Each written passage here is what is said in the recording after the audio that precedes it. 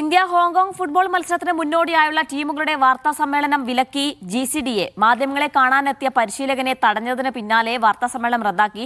Security deposit അടച്ചില്ലെന്ന് ചൂണ്ടിക്കാട്ടിയാണ് GCDA നടപടി. ഈ മാസം 31-ന് കലൂർ സ്റ്റേഡിയത്തിലാണ് AFC ഏഷ്യൻ കപ്പ് യോഗ്യതാ മത്സരം.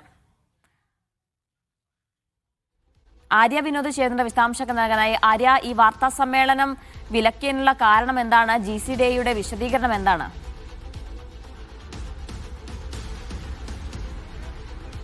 ജീന, ഇന്ന് വൈകുന്നേരം 3 മണിക്കായിരുന്നു ഈ ഒരു പത്രസമ്മേളനം വിളിച്ചിട്ടുണ്ടായിരുന്നത്. ഇന്ത്യൻ ടീമിന്റെ കോച്ചായ ഖാലിദ് ജമീൽ ഇവിടെ എത്തിയിട്ടുണ്ടായിരുന്നു. ഇവിടെ എത്തി അല്പസമയത്തിന് ശേഷമാണ് അദ്ദേഹത്തിന് GCDAയുടെ ഓഫീസിൽ നിന്നും ഫോൺ കോൾ വരുന്നത്. വാർത്താ സമ്മേളനം നടത്തണമെങ്കിൽ സെക്യൂരിറ്റി ഡെപ്പോസിറ്റ് പൂർണ്ണമായും അടക്കണമെന്നുള്ളതായിരുന്നു ആ കോൾ വിശദീകരണം നൽകിയത്.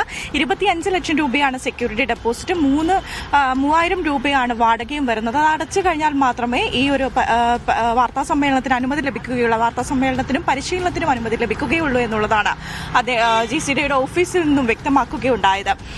തുടർന്ന് ഇവർ അടയ്ക്കാൻ വേണ്ടി തയ്യാറാണെന്നും 2 ദിവസം 31-ാം തീയതിയാണ് കളി നടക്കുന്നത്. അതിന് 2 ദിവസം മുൻപ് അടയ്ക്കാം എന്നുള്ള തീരുമാനത്തിലാണ് എത്തിയതെങ്കിലും അതിനൊന്നും സമ്മതിക്കാതെ പൂർണ്ണമായും ഇവര് വിലക്കുന്ന ഒരു സാഹചര്യം, അവരെ അപമാനിക്കുന്ന രീതിയിൽ ഇന്ന് നമുക്ക് പറയാൻ വേണ്ടി സാധിക്കും. കാരണം ഇന്ത്യൻ ടീം കോച്ച് ഖാലിദ് ജമീലായിരുന്നു ഇവിടെ എത്തിയിട്ടുണ്ടായിരുന്നത്. ഇതിനോട് കൂടെ തന്നെ പ്ലേയേഴ്സും നമ്മുടെ മലയാളികളായ ആഷിഖ് കുര്യൻ, സഹൽ അബ്ദുൽ സമദ്, ബിജോയ് വർഗീസ് എന്നിവരൊക്കെ ഇവിടെ എത്താനിരിക്കുകയാണ് ഇപ്പോൾ ഇങ്ങനെയൊരു വിലക്ക് ഇവിടെ ഏർപ്പെടുത്തിയത്. GCDAയുടെ ഈ ഒരു നിലപാടിനോട് കടുത്ത പ്രതിഷേധം തന്നെയാണ് എല്ലാവർക്കും ഉള്ളത്. ഈ ഒരു പൈസ അടച്ചാൽ മാത്രമേ പത്രസമ്മേളനം നടത്താനും പ്രാക്ടീസ് ചെയ്യാനും സാധിക്കുകയുള്ളൂ എന്നുള്ളതാണ് വ്യക്തമാക്കിയത്.